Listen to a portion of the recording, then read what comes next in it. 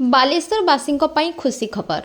ଆମ ବାଲେଶ୍ୱରର ଝିଅ ଜ୍ୟୋତିର୍ମୟୀ ନାୟକ ଇଣ୍ଡିଆନ୍ ଆଇଡଲରେ ବିଜେତା ହୋଇ ଜିଲ୍ଲାବାସୀଙ୍କ ପାଇଁ ଗୌରବ ଅର୍ଜନ କରିଛନ୍ତି।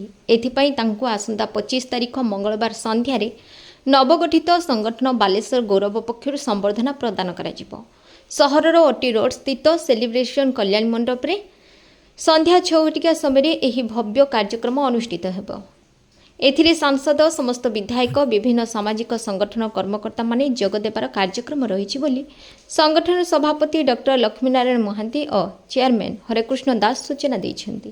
ଏହି ଅବସରରେ ଆୟୋଜିତ ପ୍ରସ୍ତୁତି ବୈଠକରେ ସଂଗଠନର ପ୍ରେଟନ୍ ରଘୁନାଥ ପ୍ରଧାନ, ଡକ୍ଟର ଉପେନ୍ଦ୍ରନାଥ ପାତ୍ର, କିଶୋର ଦାସ ଉପସଭାପତି, ରାଜେନ୍ଦ୍ର ପଟ୍ଟନାୟକ, ସଞ୍ଜୀବ ନାୟକ, ସାଧାରଣ ସମ୍ପାଦକ ପ୍ରଶାନ୍ତ ପଟ୍ଟନାୟକ, ସମ୍ପାଦକ ଦୀପ୍ତି ଦାସ, ବନ୍ଦନା ରାୟ, ସିଦ୍ଧାର୍ଥ ମହାପାତ୍ର, ଦିବ୍ୟରଞ୍ଜନ ମହାପାତ୍ର ଓ କୋଷାଧ୍ୟକ୍ଷ ରାଜକିଶୋର ମିଶ୍ର ପ୍ରମୁଖ ଉପସ୍ଥିତ ଥିଲେ।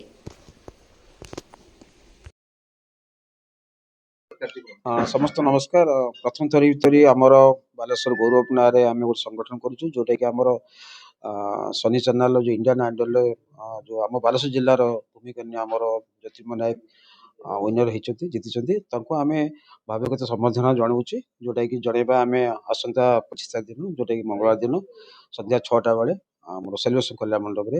ତ ଏଇଟା ଆମ ସବୁ ସାଧାରଣ ପ୍ରଶାସନରେ ତ ପକ୍ଷରୁ ଏବଂ ସବୁ ବିଧାୟକ ଏବଂ ସାଂସଦ ସବୁ ସ୍ୱେଚ୍ଛାସେବୀ ସଂଗଠନ ଏବଂ ବିଦ୍ୟାର୍ଥୀ ଅନୁଷ୍ଠାନ ଏବଂ ସମସ୍ତଙ୍କ ଇଏରୁ ଆମେ ତାଙ୍କୁ ସମୟ ଜଣାଉଛେ, ଯୋଉଟାକି ଆମର ତାଙ୍କୁ ପ୍ରଶାସନ କରି ଅଣାଯିବ, ଯୋଉଟାକି ଆମ ପାଇଁ ଗର୍ବ, ବାଲେଶ୍ୱର ପାଇଁ ଗର୍ବ। ଆମର ଏଇ ଯୋଉ ଫାଇନାଲିଷ୍ଟ ଜିତିଲେ ଇଣ୍ଡିଆନ୍ ଆଇଡଲର ଯେ ଆମର ଜ୍ୟୋତିର୍ମୟୀ ନାୟକ, ସେ ବାଲେଶ୍ୱର ଝିଅ, ନୀଳଗିରି ତାଙ୍କ ଘର।